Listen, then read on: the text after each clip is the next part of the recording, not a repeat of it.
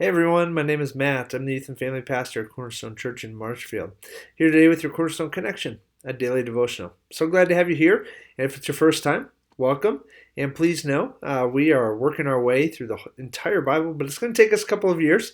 And so if you're looking for a Bible reading plan and a community to read the Bible with, we would love to be that community for you. We are just starting that plan as we began on January 1st. We're in the books of Genesis and Matthew at this point. And today in our Cornerstone Connection, I'm going to have you join me in Genesis chapter 25. And so please join me there. And I'm going to start by reading what's happening, just give you a little information. So we have Isaac and Rebekah. They've just gotten married.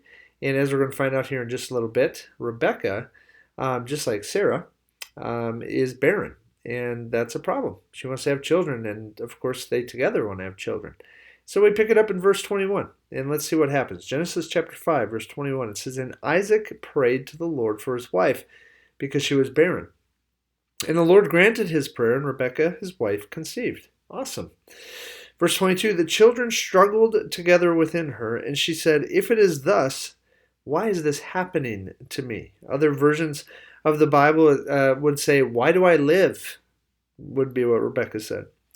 So she went to inquire of the Lord. That's a good next step. And the Lord said to her, "Two nations are in your womb, and two peoples from within you shall be divided. The one shall be stronger than the other. The older shall serve the younger." That's kind of peculiar for them to hear, that's for sure. Verse 24, "When her days to give birth were completed, behold, there were twins in her womb.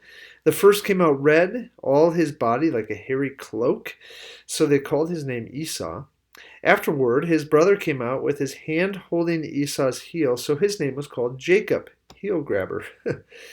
Isaac was 60 years old when she, Rebekah, bore them. When the boys grew up, Esau was a skillful hunter, a man of the field, while Jacob was a quiet man dwelling in tents. Isaac and Rebekah both loved God with all their heart. Hopefully you got that. That is not what verse 28 says. Instead, what verse 28 says is this: "Isaac loved Esau because he ate of his game, but Rebekah loved Jacob." In other words, Houston, we have a problem. And this would continue to be an issue as these boys grew older, where the love of their parents, I think is safe to say, is misplaced. First of all, wouldn't it be great if it said Rebekah and Isaac loved God with all their heart, soul, mind, and strength, and were willing to raise the boys in the fear of the Lord? But instead, you can see this struggle that began within Rebekah was just going to continue outside of her womb, as both her and her husband raised their children. It appears that their love has been a bit misplaced. Instead of placing it on the Lord, which I'm sure in that case, if they're loving the Lord their God with all their heart, soul, mind, and strength, then the love towards their sons is going to come out differently. And there isn't going to be, I just think it had to be significant if the Bible takes a verse to mention it to us.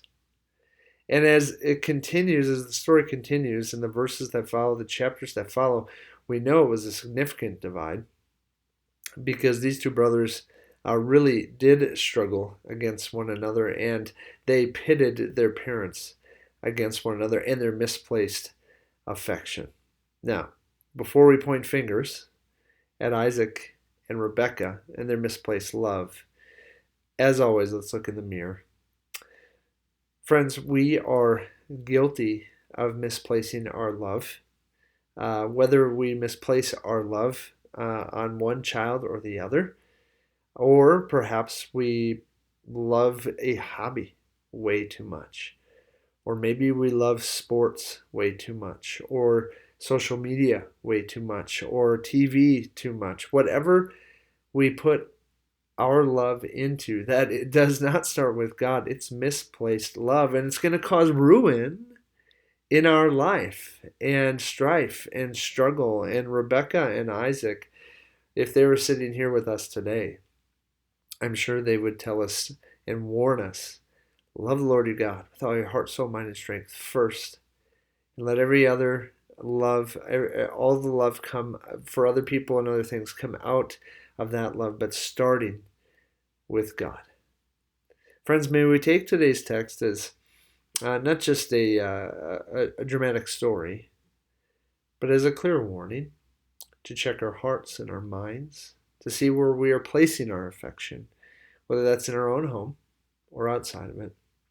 And my prayer for you and for me, please, it's for me as well, that we begin by loving God first and allowing our love for people to come out of our love and our relationship with God.